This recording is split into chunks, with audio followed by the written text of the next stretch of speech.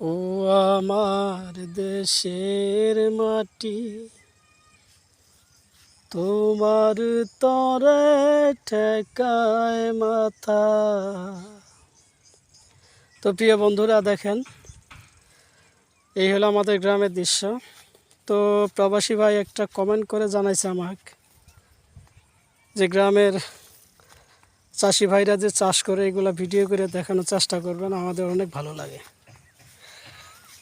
তো সেজন্য একটু ভিডিও করা, কারণ বিদেশ যারা থাকে তারা হয়তো অনেক কষ্টে জীবনযাপন করে। গ্রামের ভিউগুলো দেখার সৌভাগ্য অনেকেরই হয় না। তো এই হলো অবস্থা। দেখেন এখন মোটামুটি ধান চাষ অনেক বাম্পার ফলনই হয়েছে, পাশাপাশি ভুট্টা চাষ করা হয়েছে। তো এইগুলো বিদেশিরা অনেক পছন্দ করে। গ্রামে বাংলাদেশের মানুষ তেমন একটা পছন্দ করে না, কারণ প্রতিদিনের মতো এইগুলো দেখে। কারণ বিদেশ যারা থাকে তারা বুঝে যে গ্রামের সৌন্দর্যগুলা অনেকেরই দেখার সৌভাগ্য হয় না। কারণ 4 বছর 5 বছর পর পর বাড়িতে আসলে কত যে কষ্ট।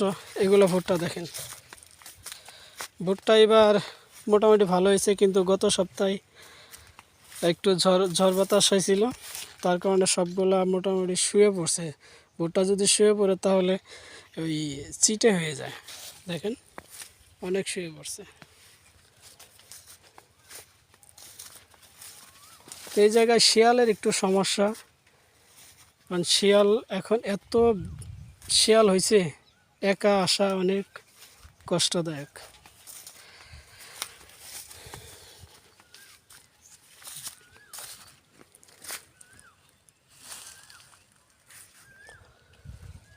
তো ভালো থাকবেন সবাই, এই পর্যন্তই। যদি আরও দেখার ইচ্ছে জায়গা পরবর্তী কমেন্টে জানিয়ে দেবেন।